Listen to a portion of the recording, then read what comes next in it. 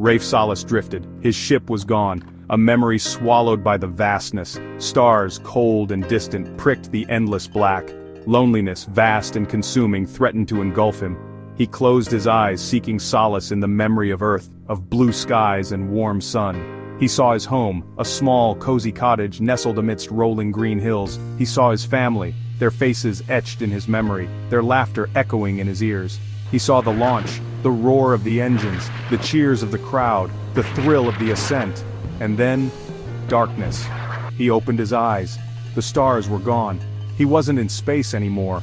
He was falling, tumbling through a kaleidoscope of colors, a symphony of sounds. Fear, sharp and cold, gripped his heart. Where was he? What was happening?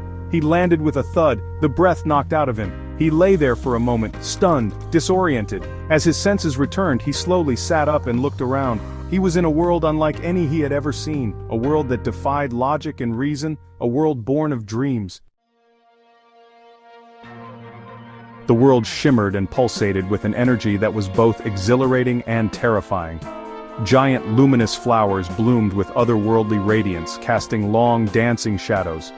Waterfalls cascaded from impossible heights, defying gravity as they flowed upwards towards a sky painted with swirling nebulae. Strange creatures, unlike anything he had ever seen, flitted through the air or lumbered across the landscape. Some were beautiful, with iridescent wings and shimmering scales, while others were grotesque, with jagged teeth and glowing eyes. Rafe felt a surge of wonder, mixed with a healthy dose of apprehension. He was adrift in a sea of the unknown, and he had no compass, no map, no guide. He knew somehow that this was no ordinary place. This was a dreamscape, a realm woven from the fabric of his subconscious. He was a prisoner here, trapped within his own mind. But how had he gotten here? And more importantly, how could he escape? He remembered the mission, the malfunction, the explosion. He remembered the feeling of his ship being torn apart, the desperate scramble for the escape pod. He remembered the loneliness, the despair, the surrender to fate. Had he died? Was this the afterlife, or was it something else entirely? Survival instincts, honed by years of training, kicked in. He needed shelter, resources, a plan. He set off into this fantastical landscape, his astronaut suit feeling strangely out of place. He felt a pull, a whisper in his mind, guiding him towards a range of volcanic mountains that pierced the swirling sky. He descended into a cavern, the air thick with heat and the smell of sulfur. The ground glowed with an infernal red, lit by rivers of molten rock that flowed like arteries through the heart of the mountain. Strange humanoid figures with skin like smoldering coal and eyes like burning embers emerged from the shadows.